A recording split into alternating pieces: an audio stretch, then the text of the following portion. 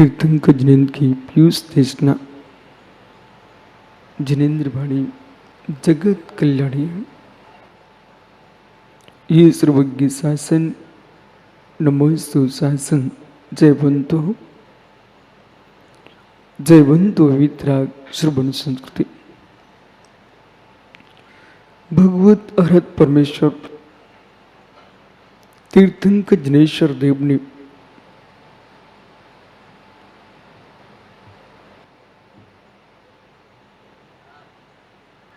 वस्तु तत्व को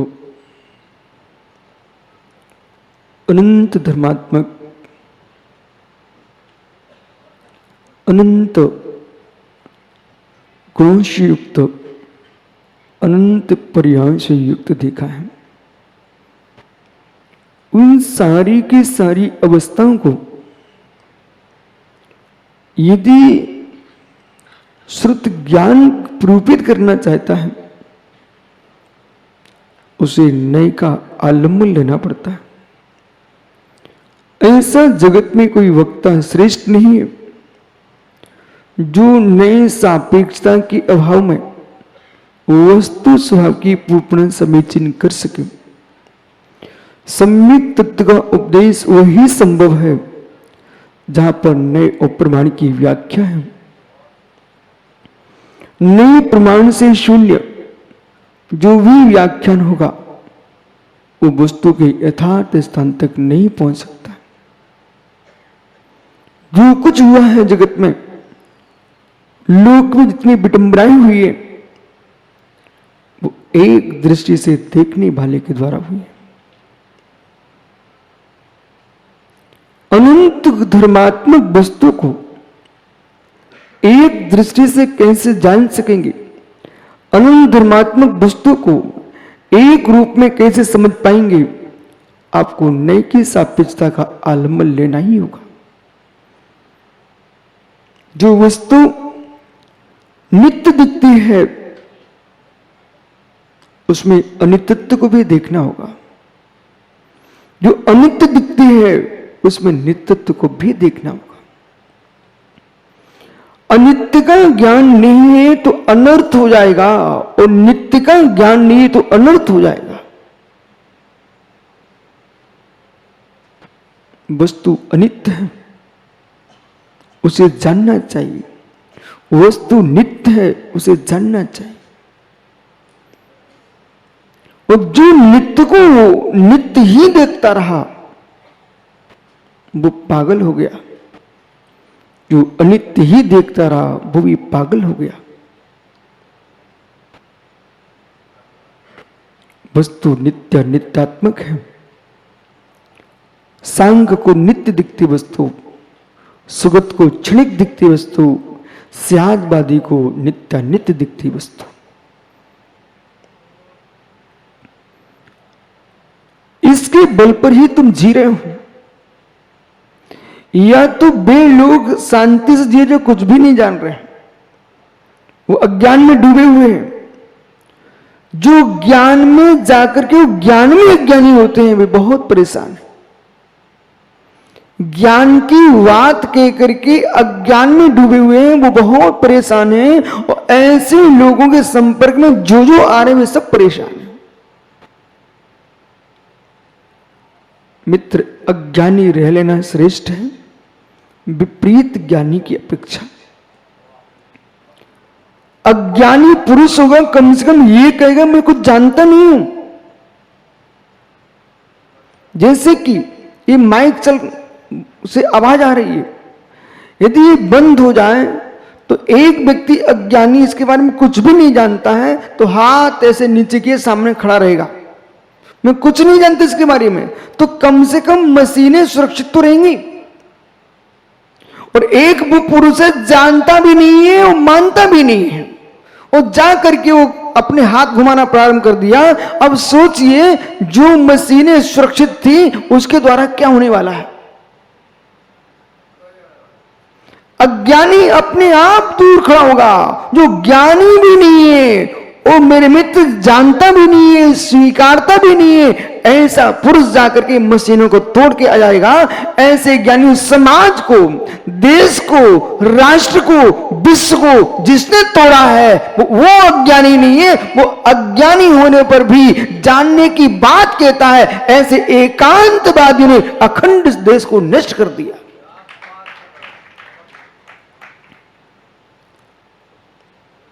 अखंडता चाहिए तो सम्यक ज्ञान चाहिए, विशालता चाहिए, सम्यक ज्ञान चाहिए।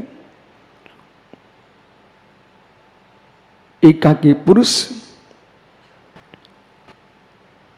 पुरुष अपने शरीर की रक्षा नहीं कर सकता है, घर की क्या रक्षा करेगा, घरवाली की क्या रक्षा करेगा। जितना एक देश के बहुत बड़े सम्राट की बुद्धि चाहिए, सुनो ध्यान से, देश के सम्राट को बहुत बड़ी बुद्धि चाहिए, तब पूरे देश की जनता को संभाल पाएगा। उससे कोटि कोटि अधिक गुणी बुद्धि एक योगी को चाहिए, अपने भावों को संभाल पाएगा। ऐसा क्यों? इसलिए एक बहिर्भाव है, एक बहिर्ज्ञान है, एक भाव ज्ञान है। एक बहिर्ज्ञान है, एक भाव ज्ञान है। बहिर्ज्ञान में मैंने कहा बालक केवल ठीक से बैठ जा, इतना बोलना था, बालक केवल ठीक से बैठ जा। वो तुरंत हाथ जोड़ लिए। दूसरे को समझाने के लिए शब्द नए का प्रयोग है। दूसरों को समझाने के लिए शब्द ब्रह्म का प्रयोग है। स्वयं को समझाने के लिए शब्द नहीं चाहिए, भाव चाहिए। काले नाग को काले उड़द से बस किया जा सकता है। काले नाग को काले उड़द को मंत्रित करके बस किया जा सकता है। काले नाग को काले उड़द से बस किया जा सकता है, पर काले परिणामों को काले उड़द से बस नहीं किया जा सकता है। मित्र, काले परिणामों काले उड़द से बस नहीं किया जा सकता। काले परिणाम से मानना भंडारी जी तो आपको कोठारी जी भाव सुधारना पड़ेंगे।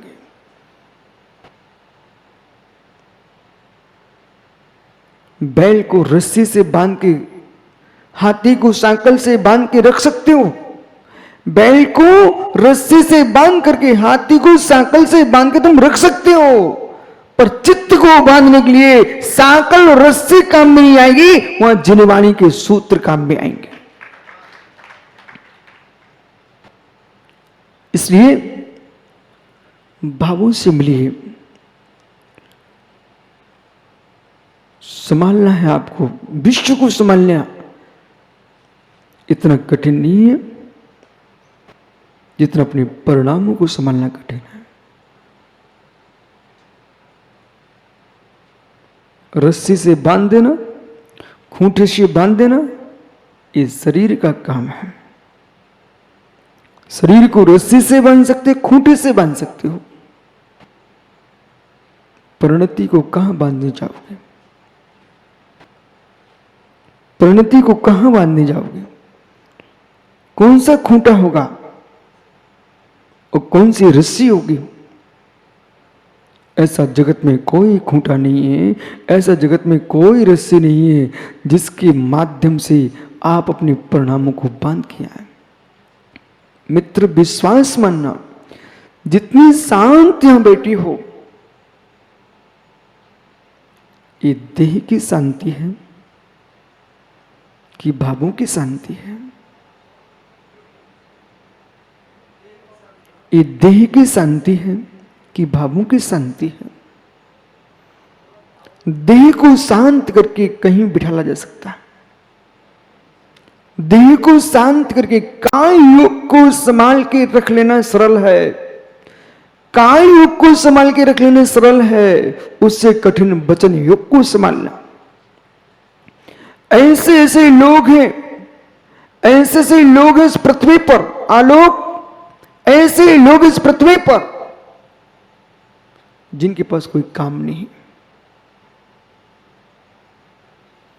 जिनके पास कोई काम नहीं है, फिर भी मौन नहीं है। मात्र बोलने के कारण, मात्र बोलने के कारण अखंडता को छत बिछत कर दिया।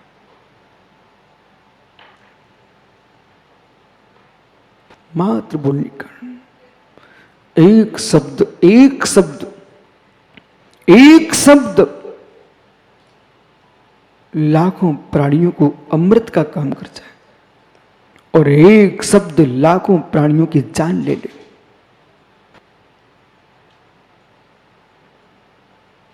मौन रहने में क्या जाता आपका?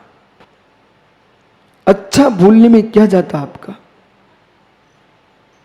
शायद आपको मालूम हो, रसायन औषधि होती है, वनस्पति औषधि होती है, रसायन औषधि है, वनस्पति औषधि है, लेकिन आपको बोध होना जो जिनागम कहता है शब्द औषधि। शब्द औषधि, जिनके घरों में रासायनिक औषधियां हैं, जिनके घरों में वनस्पति औषधियां हैं, वे अपने आप को स्वस्थ ना माने। माताओं बहुत संभल के सुनना, ये आपको सुनना बहुत जरूरी है। जिनके घरों में रासायनिक औषधियां पेटी की पेटी भरी रखी हुई है, अलमारियां भरी रखी हुई है, आज क्या समय हो चुका है, जैसे प्राचीन काल में लोग घर में पूजन की सामग्री होती थी, ऐसे आज लोग घरों में पेटियां की पेटियां। मित्र, क्या तुम्हारा पुण्य का उदय है कि पाप का उदय है? सुबह से नाश्ते में दूध पीने वाले कटोरी भर के दवाइयां खा रहे हैं। ये पुण्य का उदय है आपका? पुण्यात्मा जीव बे सुबह से औषधियों की कटोरी सजा के सामने आए, वे पुण्यात्मा नहीं है। पुण्यात्मा वे लोग हैं सुबह से थाल सजा करके जिन मंदिर पूजा करने जाए। ये कैसा तुम्हारा पुण्य है? छड़ी लेकर के सुबह से शरीर के पीछे विजय काशीवाल घूमने जाता है, छड़ी लेकर के शरीर के पीछे विजय काशीवाल घूमने जाता मुमुक्षु नांदेड़, यानी पुण्यात्मा भी है। सुबह से द्रव्य लेकर के जिनाले की ओर जाए, घूमना भी हो जाए और मेरे मित्र भगवान की पूजा हो जाए।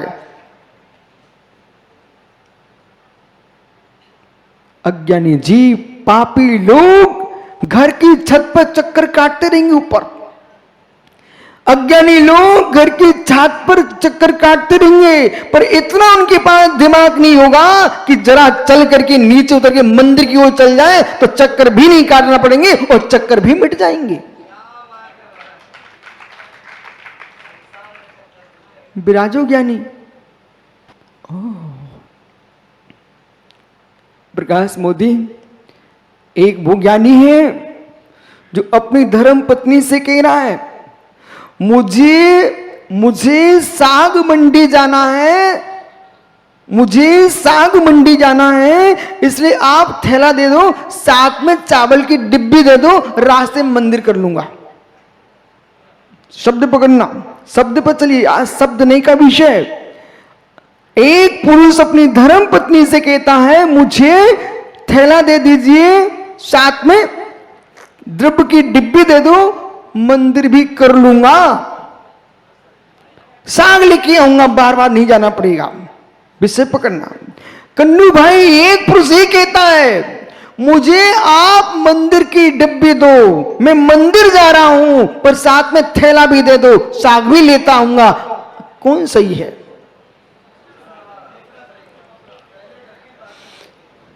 प्रधानता देखिए, एक कह रहा है मुझे साग लानी रे थैला दे दो, मंदिर की डिब्बी दे दो, मतलब उसको मंदिर के महत्व नहीं है, रास्ते में पड़ जाएगा तो सिर टेक लूंगा।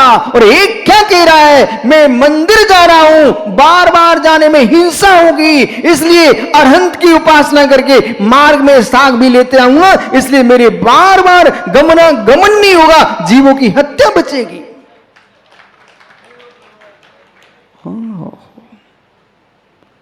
मित्र, कौन से स्थान पर नाम लिखा दिया जाए? तो कम से कम इतना ही नियम कर लो, आज कोई त्याग नहीं दे रहा हूं, कि भगवान की प्रधानता रखना और साग की गौणता रखना।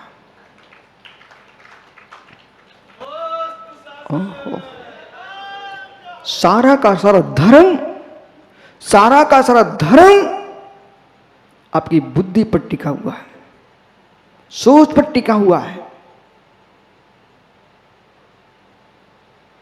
सम्मिश्र कर जा रहा हूं तो कलकत्ता तब बनारस से सामान खरीद लाऊंगा।